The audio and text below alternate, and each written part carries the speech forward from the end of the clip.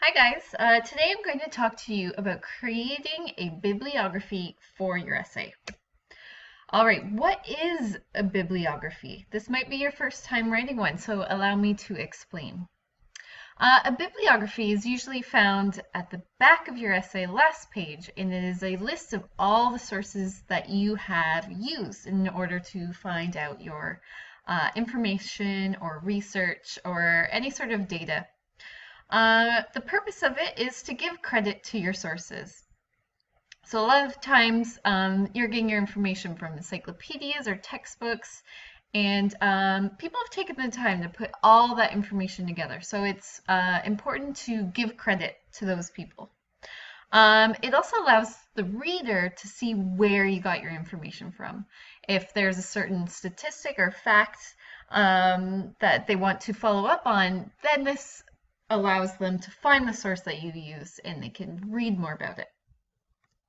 Okay, the word bibliography is from Latin. Biblio is books. Do you want to guess what graphy means? List. So it is a list of books. Although today you might find websites, you guys might be using YouTube videos. So it's not just books anymore. All right, next I'm going to go through a few different sources that you might use. But if you need more information, I'm going to give you a little booklet that has different sources and how you can write those in your bibliography. So I'm just going to cover a couple here, but your booklet will cover more. Okay, for this essay, you might not be using a book besides a textbook, but this is a common source that you will use for bibliography. So if you are ever watching this video in the future and you're writing an essay in high school and you've used a history book or a geography book, then this is how you will write it. Okay, at the top, I have listed some things that you are going to need to find.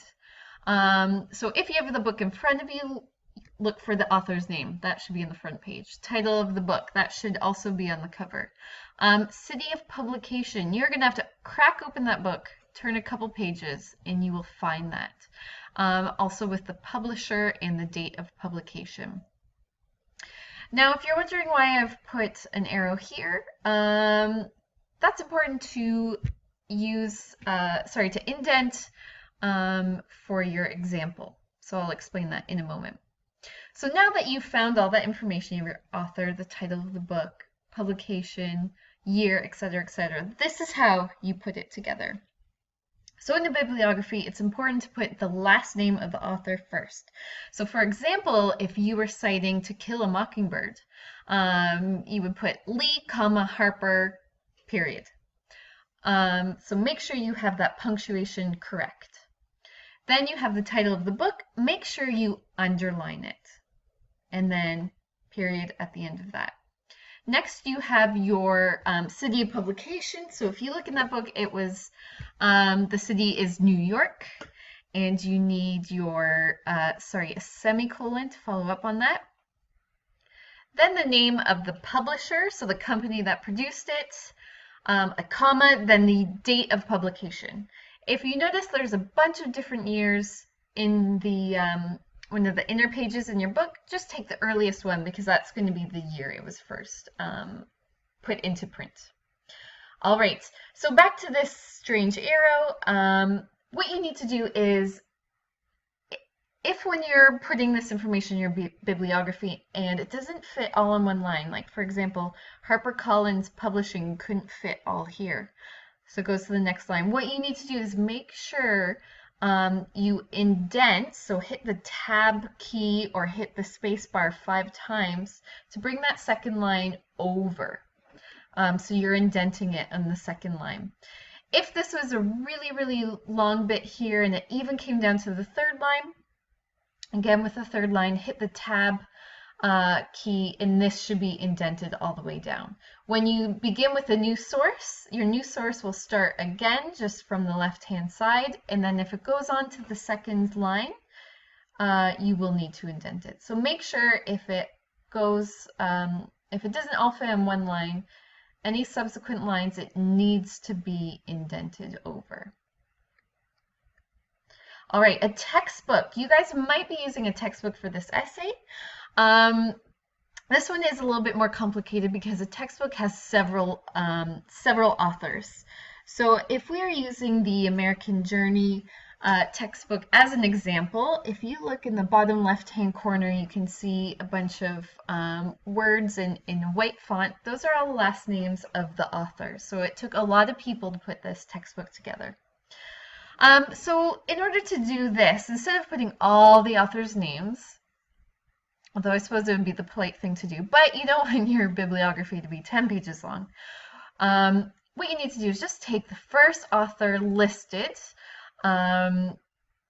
It's usually in alphabetical order, so that person might have a last name beginning with an A, for example, this author.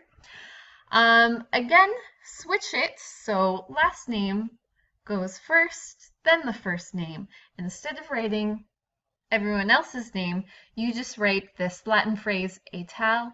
That means including other people or sort of everyone else that's involved. After that, you put the title of the book. Again, make sure this title is underlined. Then you have your period.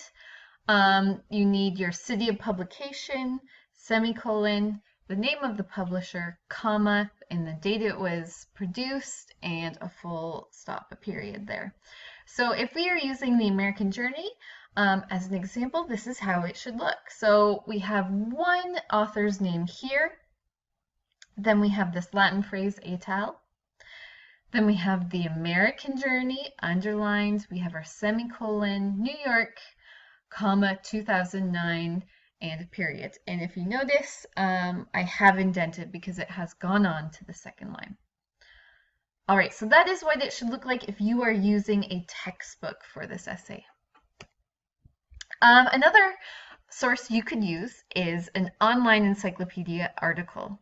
And this is what it should look like. So you will need to find the author's name. This is not always given. If it's not there, then you do not need to include it, and you can just jump ahead into the next step. So in this case, the next step, you have the title of the article, and you have these in quotation marks. Make sure you put your period inside the quotation marks. Then you have to write the name of the website you got it from, and that should be underlined with a period. Next to that, you have the copyright date. 9 out of 10 times, it's going to be the same year you're looking at it, but just double check. Next, you need to put the date you viewed it, so the day you found that information. In the format for that, you put the number date that you're viewing it, the month, you write out the month, and then the year. Okay, so my example below here, the 18th of November 2015, that's when I was watching it. After that, you put the URL, not of the article, just of the website in these arrows right here. So what that will look like, here's my example. If I was looking at an article on the Encyclopedia Britannica website called Sparta, there was no author's name given. I scrolled down. There's even sort of like a print option that simplifies what the page looks like, and that page gave me the information, but it didn't have an author's name. So I don't have to include it on my bibliography. So the article the article I read was called Sparta. So I just put that in my quotation marks with a period. The website I used was Encyclopedia Britannica Online. That's what it's called. So I underlined it, full stop. The copyright date was this year, 2015. The date I looked at that article was the 18th of November, 2015. Notice I don't need a comma in between these. Just the number of the date, the name of the month, and the year. Okay, and the URL is inside these arrows right here, just Britannica.com. That's what it is. So notice I have my indentation here, and this line did not fit next to the date here. It did not fit. So it went on to the next line, and I had to indent. So that is what an online encyclopedia article looks like. Alrighty, YouTube video. So what you'll need to find is who made the video, and if you're using a website like YouTube, they just might have their username or their handle, so you can use that. But because I'm using Crash Course History in my example, I know the author. His name is John Green, so I just put that on. So make sure you have the author's name or username, the title of the video, the website, when it was published, the date you viewed it, and the URL. So here my example, again, I had to invert the author's name. If his YouTube name was John Green, I would just leave it John Green. I wouldn't do this. I wouldn't put Green, John. I would just leave it John Green. That is okay. But because I know the author's name, I did do it that way. Okay, the name of the video for this example is called The Vikings Crash Course World History 224. So I have put that in quotation marks, and I have a period in there. The website I got from is just YouTube, underline, period. Published date, that will definitely say underneath the video. The date I viewed it, 4th of February 2015. I just made that date up. But for your bibliography, tell me the date you watched the video. And then instead of putting a link to the video, I just need to put youtube.com. So that's how you formally write it. Okay, and last but not least, let me show you what your final bibliography might look like. Here's a few things I want you to notice. First of all, I have put them in alphabetical order. It might not have anything to do with the order in which you read these or watched these.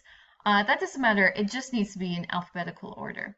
Okay, so going by last names, we have Appleby first, then Green, then Lee, then the article, which is Sparta. If this article was called The History of Sparta, we just ignore the word the, and history would be the next word. So I would use that as an H. So here we go. We have 4 sources. You might only have 4 for your bibliography. You might only have 2. I have indented when it's gone over one line. So for the YouTube video and the encyclopedia article, I've indented for both of those. So this is what yours might look like. Hopefully this has been helpful. Again, I'm going to give you a little guide that you can go through and you can keep. You might use it in your high school career. Okay, well, best of luck. If you have any questions, you can always ask me in class. See you later.